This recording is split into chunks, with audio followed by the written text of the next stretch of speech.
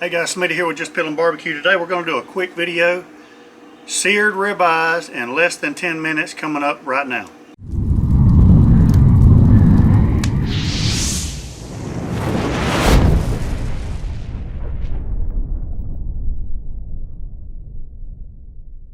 Alright guys, as I said, we're going to do some seared ribeyes here. And literally within 10 minutes we're going to have some great tasting ribeyes. I've got the Traeger Tailgater over there with grill grates on it, heating up. I've got the temp set at the high as it'll go, which is 450. Now some of you might be saying, well, that's not hot enough to sear. Well, it's going to get the grill grates that I have on it up to between 600 and 650 degrees. So I have measured those with one of those thermal temp gauges. So while that's getting up to temp, I can see the smoke rolling over there behind you guys. I'm going to hit these ribeyes with a little bit of spray. Just use that as a binder for this rub.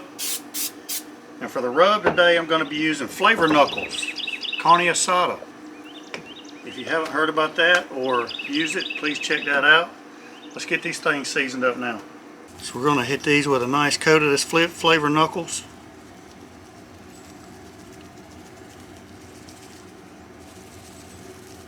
Got a little wind blowing today on us back here on the back porch today. Let's give that a good press.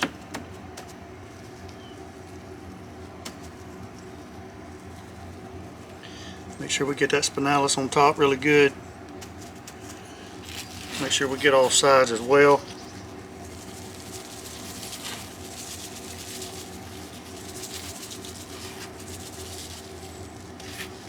And flip it over.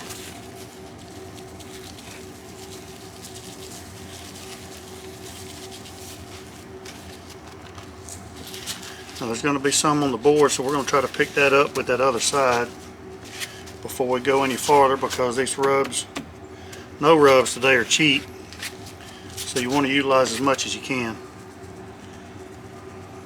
Get the rest of them on there.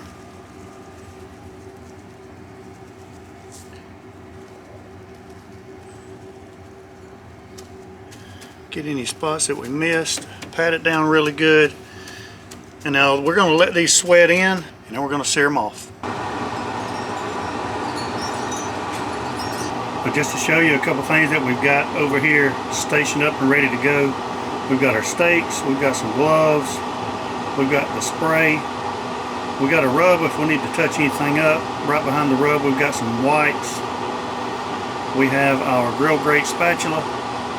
We've got tin foil under that because we're going to be setting that up and down. Also, we have our steak press right there, and down here on the bottom we've got our thermopan with a little steak grate and a little pan to go up underneath it in case we need to let it just sit and kind of finish cooking, getting to the right temperature. So those are just some of the things that we have stationed up here and ready to go. Alright guys, we're going to go ahead and get started. Get these on the grill grates. Give one more quick spray. And let's get them on. Put these at an angle.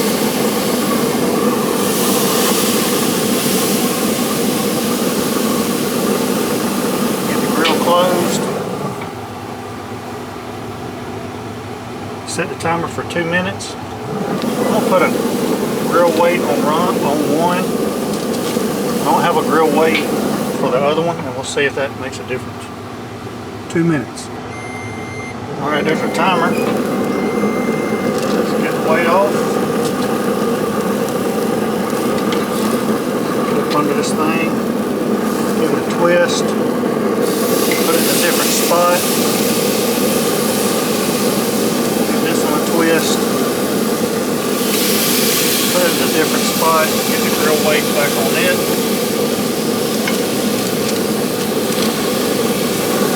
2 more minutes. Alright, there's 2 more minutes. Now it's time to see what we've got on the other side.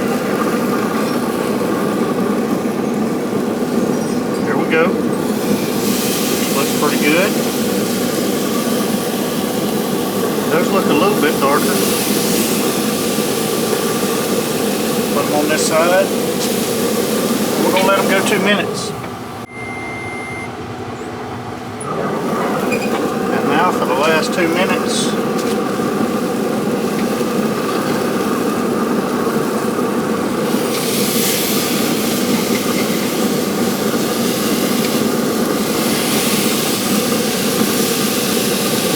Where we are temp wise at this point.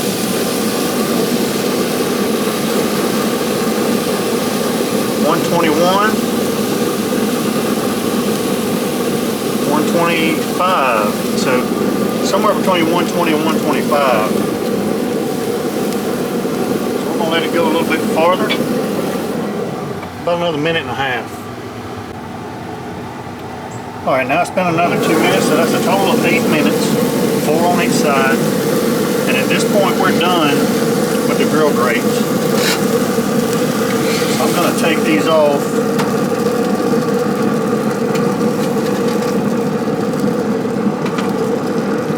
Set them on this rack. Let's see if they need to cook any longer. Let's get them right here in the center. 140 in the center.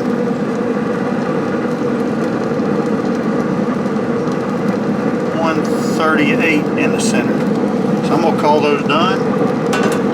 We're going to shut down the tailgater. Take these inside, let them rest for a little bit, and then we'll cut into them. Alright, these steaks have been resting for about 15 minutes. And now we're fixing to cut into one and see how we did, give it a little taste test. I'm not going to cut the other one because this is our supper tonight, and I don't want to cut Brandy's steak, but I'm going to cut into this one right here and see how we did.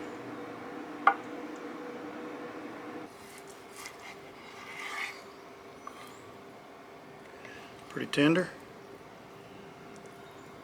Probably a medium to medium well, probably medium well, I don't know. Let it sit for a little bit. But the biggest thing is, how does it taste? And we're fixing to give that a test. This thing's got my mouth watering. I'm going to cut a little bit of that spinalis out and get me a bite of that. I got to admit, I mean, this is just a regular old, really a Delmonico steak from the local meat market uptown. Nothing special, but it's really tender.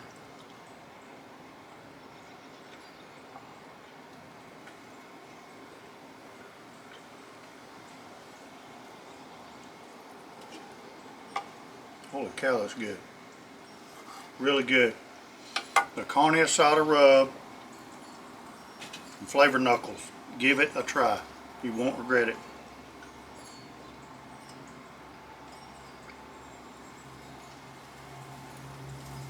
That thing is super tender, I gotta admit. I didn't have high hopes for this cut of steak, or this grade of steak. But man, it is super tender, super juicy.